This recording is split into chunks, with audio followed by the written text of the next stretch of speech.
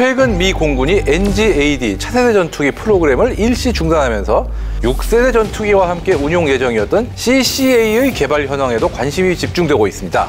미국은 물론 비행기 좀 만든다 싶은 나라들은 앞다투어서 이 CCA 같은 무인기 개발에 도전하고 있다는데요. 미래 공중전을 이끌 CCA가 무엇인지 이야기를 나누기 전에 구독, 좋아요, 알림 설정으로 구독자 100만에 동참해주세요.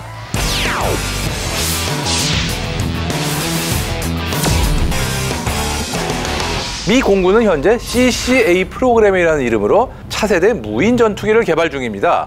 로열 윙맨이라는 별명으로 불리기도 하죠. 이 CCA는 콜래버러티브 컴뱃 에어크래프트, 즉 협업 전투기라는 의미로 유인 전투기와 협력해서 작전을 수행하는 무인 전투기를 지칭합니다. 기존의 무인 전투기 혹은 무인기는 사람이 타지 않았을 뿐이지 사람이 조종하는 건 마찬가지였습니다. 원격으로 조종할 뿐이죠. 대표적으로 프레데터나 리퍼 같은 무인기를 들 수 있는데 이들 역시 최소 2명의 조종사가 앉아서 실시간으로 조종해야 했죠. 그러나 지금까지 패턴과 달리 CCA는 AI를 활용해서 상당 부분의 자율성을 갖추도록 설계되고 있는데요. 즉, 이착륙부터 교전까지 대부분의 조작을 인간 대신 AI가 자체적으로 수행한다는 겁니다. 물론 임무는 인간의 명령을 받아 실행하게 되겠지만 마치 편대장이 명령을 내리면은 다른 편대원들이 그 명령을 수행하듯 유인 전투기에서 사람이 지시를 내리면 무인기들이 그 지시를 수행하는 그런 모습을 기대할 수 있는 거죠. AI의 자율성이 높아지면서 윤리적, 기술적 문제는 없을까요?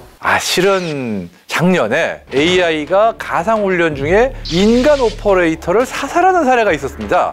조종사가 폭격 금지 명령을 내렸더니 나는 폭격을 하라고 임무를 받았는데 네가 하지 말라고 그러네? 너 방해. 그러고 제거한 겁니다.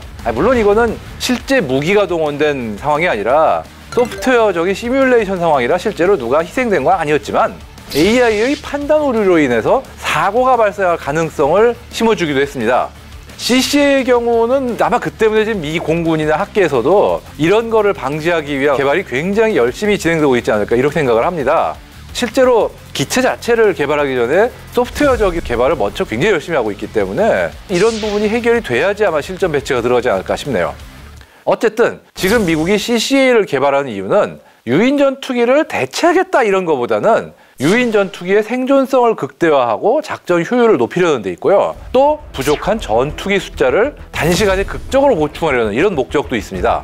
미 공군과 해군은 세계 최대의 항공 전력을 보유하고 있다 이렇게 평가는 받지만 중국과의 경쟁에선 이야기가 조금 달라집니다. 중국은 마치 공장처럼 대량으로 무기를 생산하고 있잖아요. 현재 중국이 보유한 4세대 이상 전투기는 약 1,500대로 추정되는데 미 공군과 해군을 합친 약 2,300대의 대수보다는 적기는 합니다. 하지만 중국의 경우 이 보유하고 있는 기체 대부분을 태평양 지역에만 집중할 수 있는 반면 미 공군과 해군은 유럽과 본토, 중동 등에도 전력을 배치해야 되기 때문에 태평양 지역에서 중국에 비해서 수적 열세에 처할 가능성은 높은 거죠. 실제로 미 태평양 공군 소속의 전투기 플러스 공격기의 숫자는 340여 대로 알려져 있고 본토에서 추가 전력을 배치한다고 해도 유사시에 중국과의 경쟁에 수적 열세에 빠질 확률 무시할 수 없습니다. 이런 이유로 미 공군은 최소한 1,000대 이상의 CCA를 도입하려 하고 있고요. 도입 예상 가격은 한화 약 300에서 400억 원 사이로 추정됩니다. 미 공군의 사업이니만큼 처음 얘기를 하기로 한 값이 지켜진 경우 별로 못 보긴 했는데 어쨌든 F-16 같은 유인 전투기보단 저렴하지 않을까 예상됩니다. 그렇다면 미 공군의 CCA 개발은 어디까지 갔을까요? 아직은 개발이 초기에 더 가깝다고 보고 있고요. 그래도 후보 기종은 정해졌습니다. 바로 안두리라는 업체에서 만든 퓨리와 프레데터나 리퍼를 맡은 제너럴 아토믹스의 갬빗인데요. 두 기종 모두 미 공군의 CCA 프로그램 하에서 개발된 주요 무인 시스템이지만 설계 철학과 역량에선 차이가 보입니다.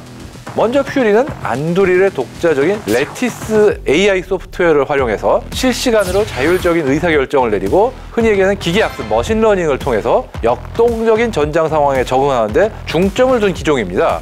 정찰, 전자전, 타격 임무 등을 수행할 수 있도록 설계되었고요. 갬빗은 제너럴 어토믹스의 기존 드론 제품군인 XQ-67A에서 파생된 모델로 전자전 수행도 가능하지만 네트워크 기반 협력에 더 초점이 맞춰져 있습니다. 유인 전투기의 작전 효율을 향상시키고 이 서포트하는 역할이 강조된 기체인 셈이죠.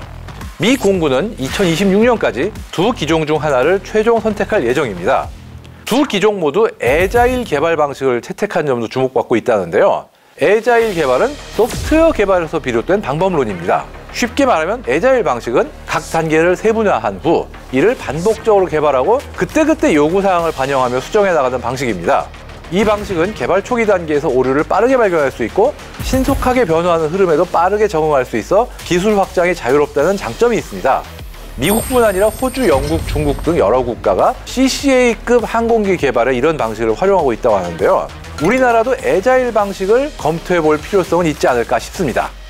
NGAD가 일시 중단됐는데 CCA 개발에는 타격이 없을까요? 제 생각에는 그닥 없을 것 같아요. 왜냐하면 6세대 전투기하고 콤비를 맞춰가지고 한다. 이것만 보고 만든 게 절대 아니거든요. 그 CCA라든가 무인기를 개발한 방식을 보면은 5세대나 4세대기에서의 운용까지도 생각하고 있어요. 실제로 보면 미 공군하고 모 대학하고 그다음에 로키드 마틴의 스컹크웍스 이렇게 합작으로 지금 AI 무인기에 대한 연구를 계속하고 있는데 아마 CCA의 소프트웨어적인 부분을 개발하는 거로 봐야죠.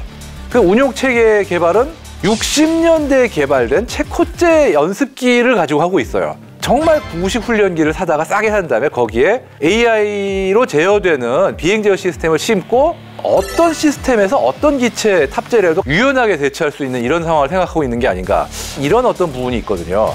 그렇기 때문에 거시적으로는 NGAD라는 플랫폼에 얽매이지 않고 독립적인 진전을 보일 가능성이 굉장히 높다고 봅니다.